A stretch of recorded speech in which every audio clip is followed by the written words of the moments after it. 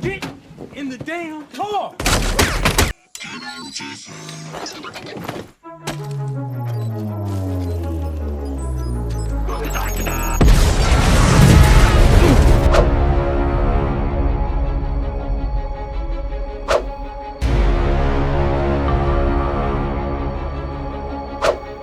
Cerita film ini diawali dengan penampakan sebuah teknologi AI, di mana teknologi ini sudah diperkenalkan jauh-jauh hari sejak abad ke-19 yang kemudian diaplikasikan ke dalam sebuah sistem robotik dengan tujuan untuk membantu kehidupan manusia. Teknologi kecerdasan buatan ini mempermudah umat manusia dalam berbagai aspek kehidupan, yang dimana dalam perkembangannya umat manusia bisa menanamkan memorinya ke dalam mesin tersebut. Dan sekaligus mereka juga mampu untuk mengcloning manusia baik dari pikiran dan juga badannya ke dalam sistem robot tersebut, yang membuat para robot AI ini terlihat menjadi semakin manusiawi. Para robot AI ini, atau yang disebut dengan panggilan simulan, aktif di segala bidang, baik itu dari segi sosial, medis, bahkan hingga sebagai pelayan masyarakat. Dan terakhir, umat manusia menempatkan para simulan ini ke dalam sistem pertahanan negara yang berujung pada jatuhnya sebuah bom nuklir di tengah kota Los Angeles, Amerika. Pemimpin dunia barat, yakni Amerika, menyalahkan hal itu kepada para simulan dan memutuskan untuk tak menggunakannya lagi. Namun hal itu berbanding terbalik dengan orang-orang Asia yang justru semakin mengembangkan teknologi tersebut, dan mereka bahkan melindungi dan menjajarkan para simulan setara dengan umat manusia. Yang membuat para pemimpin dunia barat menganggap para simulan di Asia itu sebagai sebuah ancaman, dan mereka pun memutuskan untuk memerangi para simulan yang tinggal di wilayah yang bernama Asia Baru. For as long as AI is a threat, we will never stop hunting them.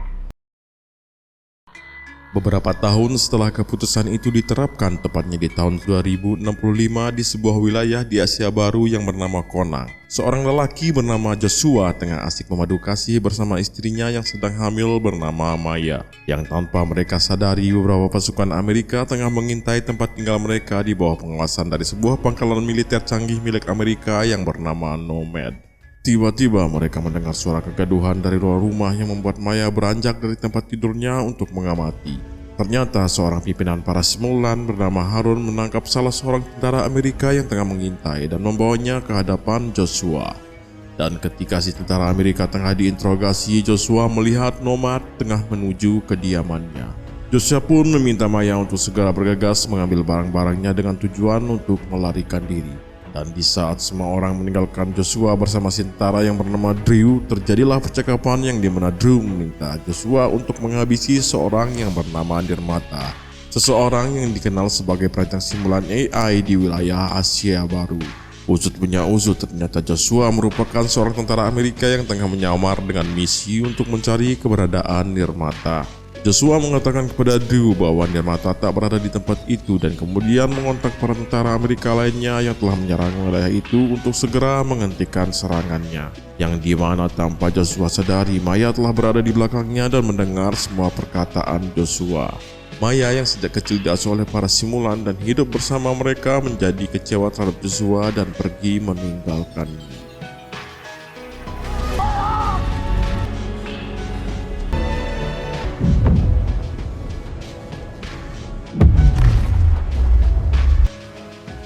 Lima tahun setelah kejadian tragis itu, Joshua yang memutuskan pensiun terbangun dari mimpinya.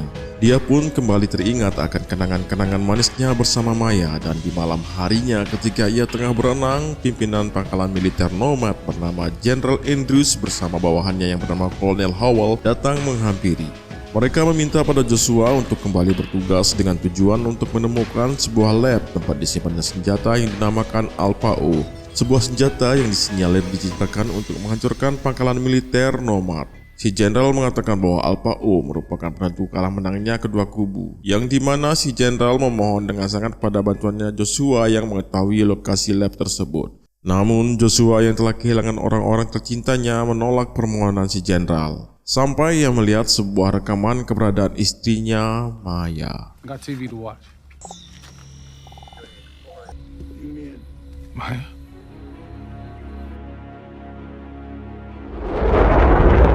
Joshua akhirnya memutuskan kembali ke kesatuan dan ikut dalam misi yang dipimpin Kolonel Howell yang menjelaskan bahwa semua entitas di wilayah misi mereka itu membenci keberadaan pasukan Amerika dan meminta sebisa mungkin kepada timnya agar tidak tertangkap oleh musuh. Tim itu akhirnya tiba di lokasi dan dengan cepat mereka berhasil menemukan pintu masuk lab yang keberadaannya di bawah tanah dan tersembunyi di bawah pemukiman kumuh di daerah itu. Setelah membereskan petugas keamanan, tim itu kemudian mengincar tempat penyimpanan Alpha O, dan setelah mereka berhasil menghabisi beberapa ilmuwan, sirine berbahaya akhirnya menyala yang membuat kepolisian sekitar yang menerima alarm akhirnya menuju ke lokasi. Tempat penyimpanan itu akhirnya berhasil terbuka, namun bukannya senjata yang Joshua temukan, melainkan hanya seorang simulan anak kecil yang tengah asik menonton TV. Tanpa disadari, seorang ilmuwan yang terluka berhasil menembak Joshua yang kemudian si ilmuwan menyuruh si bocah untuk melarikan diri dari tempat itu. Sementara itu, para pasukan Amerika yang ditembaki oleh para polisi berusaha untuk menyelamatkan diri. Dan Kolonel Howell pun datang menjemput para tentara menggunakan pesawat. Seketika salah seorang tentara yang berusaha menyelamatkan diri masuk ke dalam pesawat tanpa ia sadari. Ia membawa sebuah bom yang menempel di badannya dan membuat seluruh tentara di dalam pesawat binasa.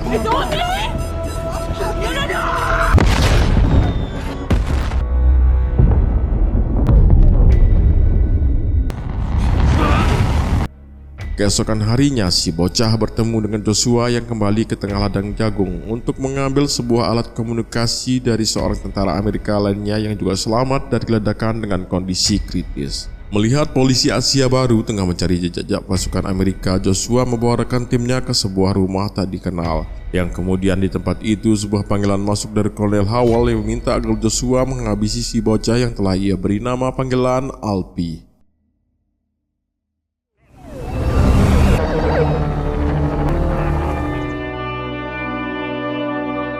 Melihat kemampuan spesial Alpi yang bisa mengendalikan semua perangkat dari jauh membuat Joshua membatalkan niatnya untuk menghabisi Alpi. Pemilik rumah pun kembali dan Joshua harus mempertahankan diri setelah si pemilik rumah mencoba membunuh Joshua. Mendengar suara tembakan, para polisi mengepung rumah itu dan ketika mereka hendak melarikan diri menggunakan sebuah mobil usang, seorang petugas melemparkan sebuah granat yang dimana itu granat dikembalikan kepada mereka oleh seekor anjing pemilik rumah.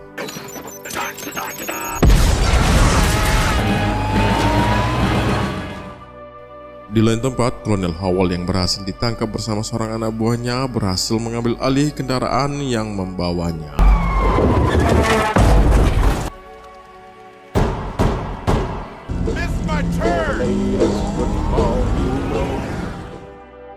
Kembali ke Joshua yang mobilnya kehabisan listrik dan mendapati rekannya yang telah meninggal mendapatkan sebuah tumpangan oleh sebuah keluarga yang hendak menuju kota.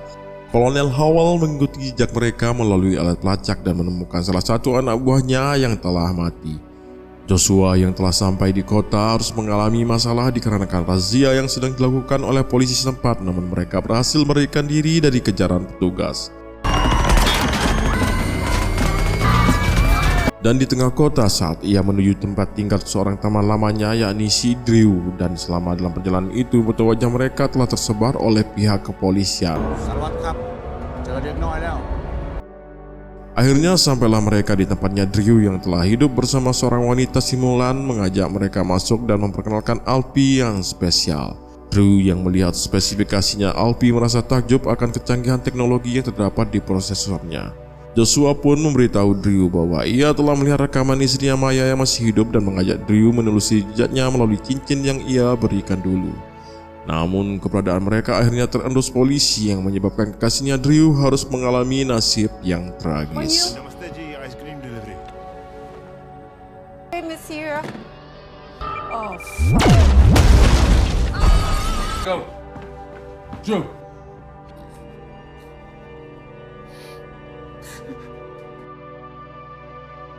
Sesampainya di bekas rumah Joshua dulu yang masih terdampak radiasi nuklir, Joshua mencari cincin itu dan berhasil menemukannya. Namun ia tak mendapat petunjuk apapun yang membuat Joshua frustasi dan meminta Alpi untuk memberitahu di mana Maya berada.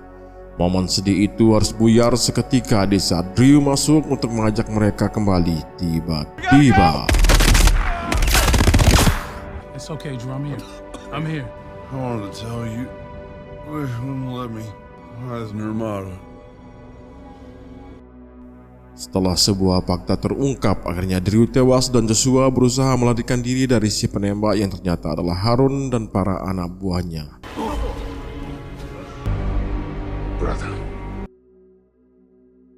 Di dalam perjalanan, Harun memberitahu sebuah fakta lainnya bahwa nuklir yang meledak di kota Los Angeles yang menyebabkan terjadinya perang antara manusia dan simulan AI ternyata murni kesalahan manusia dan mereka sengaja mencari dalih dengan menyalahkan AI. Sebuah ledakan akibat nuklir yang menyerang salah satu markas para pejuang membuat Harun teralihkan dari Joshua dan atas bantuan Alpi ia berhasil melarikan diri dan bersembunyi di bawah kapal.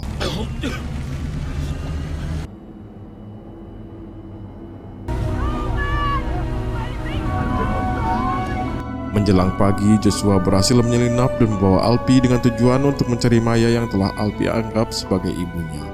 Namun, sebuah sirine bahaya yang menandakan terjadinya serangan membangunkan seluruh penghuni markas yang didominasi oleh warga sipil yang kemudian langsung dievakuasi. Dan di saat Joshua dan Alpi hendak berangkat menggunakan perahu, tiba-tiba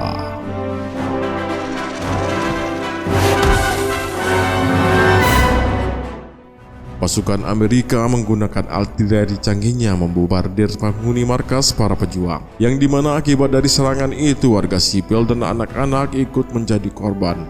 Alpi yang mengetahui kedatangan pasukan Amerika yang mengejarnya kembali untuk membantu dan Joshua pun harus membatalkan keberangkatannya.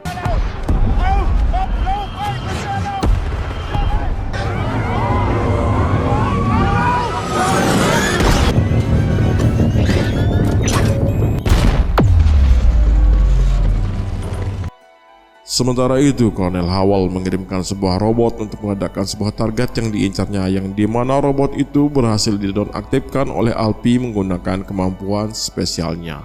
Howell yang menyadari ada masalah pada robot kirimannya menyuruh anak buahnya untuk mengamati si robot dan kemudian ia pun menembak Alpi dan mengenai lengannya, akan tetapi Joshua tiba dan menyelamatkan Alpi.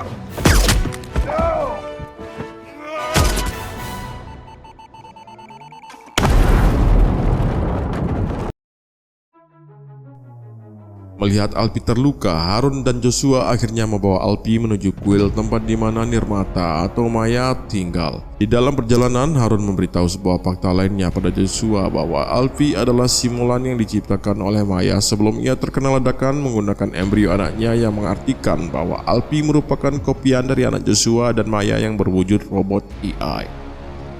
Setibanya di kuil, para biksu membawa Alpi untuk menemui ibunya dan Joshua menyusul setelah ia membersihkan diri sebelum bertemu dengan istrinya Maya. Sampainya di dalam kuil, Joshua melihat Maya terbaring di sisi Alpi yang memeluknya. Si biksu mengatakan kepada Joshua bahwa Maya telah terbaring koma selama 5 tahun sejak serangan nuklir dari Nomad.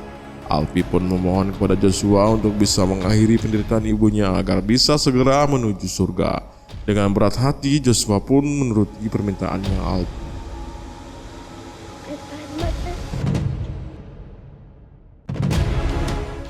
Setelah Kolonel Howell berhasil meretasi AI tangkapannya, Nomad pun tiba di kuil itu dan Howell mengarahkan para pasukannya untuk menyerang para simulan.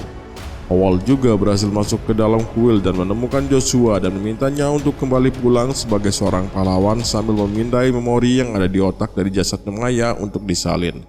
Namun tiba-tiba dari belakang Harun datang menembakkan sebuah bom yang menempel di tas punggungnya Howell dan kemudian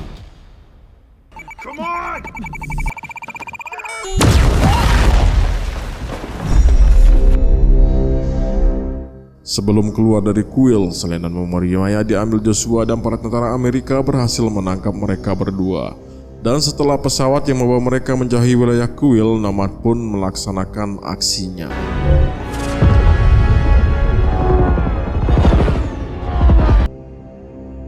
Joshua akhirnya kembali ke Amerika dan bertemu dengan Jenderal Andrews yang meminta bantuannya untuk menonaktifkan sistem Alpi, yang dimana para ilmuwan tak bisa menonaktifkan Alpi meski segala upaya telah mereka lakukan. Joshua kemudian masuk dan berbisik kepada Alpi setelah ia menyalakan sesuatu benda yang ia bawa yang membuat bisikannya tak bisa didengar oleh Jenderal Andrews. Setelah Alpi dinonaktifkan, tubuhnya dibawa ke tempat pemusnahan robot AI di kota itu, yang dimana Joshua meminta ikut untuk memusnahkan Alpi kepada Jenderal Andrews. I'd like to be there for that, please. Dan di dalam perjalanan, tiba-tiba sebuah pesan masuk kepada Jenderal Andrews yang menerima rekaman bisikan Joshua yang segera meminta pasukannya untuk menghentikan iring-iringan itu. Namun kemudian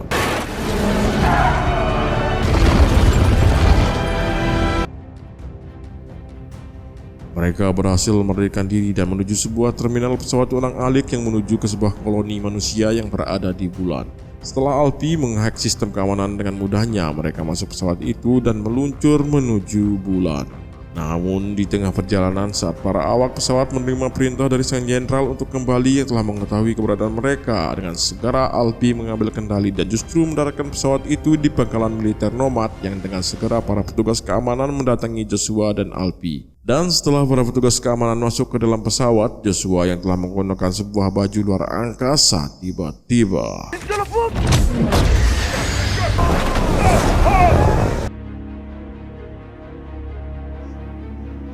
tak hanya sampai di situ, Jenderal Andrews yang berada di dalam pusat militer yang mengontrol Nomad akhirnya menjalankan sebuah komando darurat dengan meluncurkan seluruh hulu ledaknya untuk menembak semua target ke beberapa negara yang terletak di wilayah Asia Baru yang terindikasi sebagai basis militer para pasukan simulan AI. Mengetahui hal itu, dengan segera Joshua menyuruh Alpi menuju ruang mesin untuk menghentikan peluncuran rudal, dan Joshua mengambil rute lain dengan tujuan untuk meledakkan Nomad. Kondisi tersebut memaksa para kru Nomad untuk mengevakuasi diri dan kembali ke bumi menggunakan pesawat darurat. Sementara itu, Alpi yang berhasil sampai ruang mesin segera mengambil kendali atas sistem Nomad setelah beberapa nuklir berhasil diluncurkan.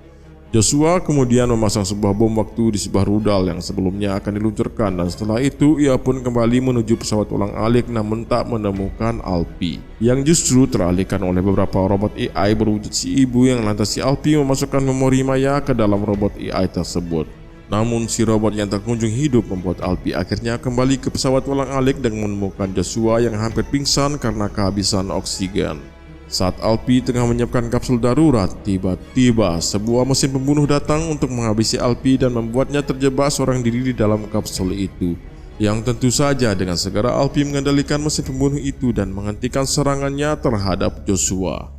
Dikarenakan pintu kapsul darurat tersebut macet akibat serangan mesin pembunuh, Joshua pun akhirnya meluncurkan Alpi sendirian dan Nomad pun akhirnya berhasil diledakkan.